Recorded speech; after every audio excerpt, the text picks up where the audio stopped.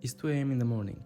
Spider-Man can't get over the guilt of Marla menacing Jameson's death. He eventually falls asleep. He starts dreaming about how he had the chance to stop the man that killed Uncle Ben, but now he decides to stop him, to save his uncle. But Uncle Ben appears and tells him to let it go and that he is finally at peace with his family. He points at them and says that they are Richard and Mary, Peter's parents. Peter is happy that he has the chance to see them, but then they turn at Peter, faceless, saying that he doesn't remember them and that Uncle Ben and May are his family. Then, the man that killed Uncle Ben appears. Peter asks Uncle Ben what is this guy doing here. The scene changes and now there's a plane ready to take off. Uncle Ben, Peter's parents and the criminal are going in the plane, but Peter says that this isn't right and that he doesn't get to go the same place as his family. But then Aunt May appears and tells Peter to stop making such a scene. Peter grabs Aunt May by the hand and Marla appears saying that if she were Aunt May, he would have found a way to save her. Peter starts saying that he really tried saving her, but Marla interrupts him and says that she will come back because she is a supervillain and supervillains always come back. Peter says that it is not true, that she is a good person. Marla walks through a door and Peter goes after her. Peter walks into a distorted reality full of all the people that Peter couldn't save throughout his life.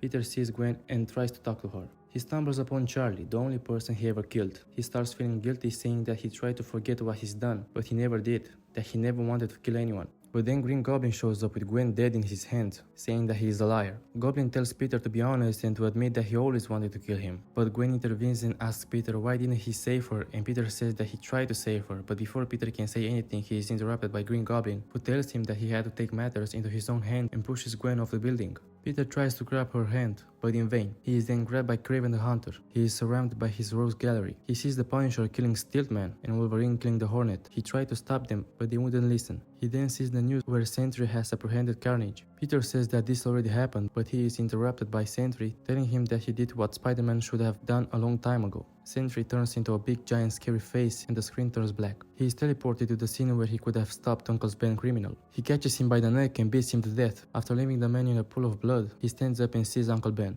Ben tells Peter that this is how he kills him, that he is responsible for the death of everything he has been given from him. Peter tells him that it won't ever come to this. Then everyone that died appear with Marla in front asking Peter to tell them what he'll do now. Peter wakes up realizing what he has to do.